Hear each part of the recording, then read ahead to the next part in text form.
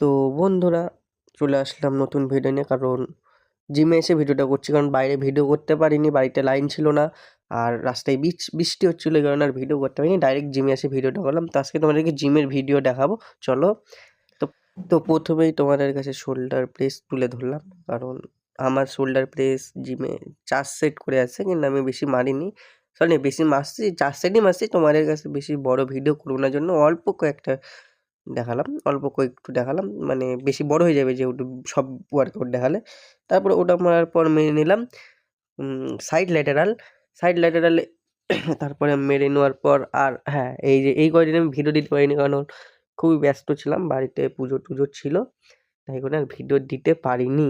তো এরপর থেকে আপাতত ডেলি ভিডিও যাবে তোমাদের কাছে। আর তারপরে মেনে নিলাম ফ্রন্ট রাইস। আর আমি জিমে গেছিলাম, আর একটা ছেলেও গেছিল আমার সঙ্গে, মানে আর ছেলেটা আমারই বন্ধু। তো আমরা দুইজন জিমে, আর কেউ নাই, দেখতেই পাচ্ছ জিম খুবই ফাঁকা, কেউ নেই। আর রাতের বেলা তো বৃষ্টি হচ্ছিল তার মধ্যে।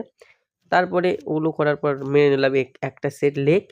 এই লেগটার নাম আমার পেটে আসিচ্ছে, মুখে আসিচ্ছে না। অবশ্যই তোমরা যদি জানো অবশ্যই কমেন্ট করে বলে দিও।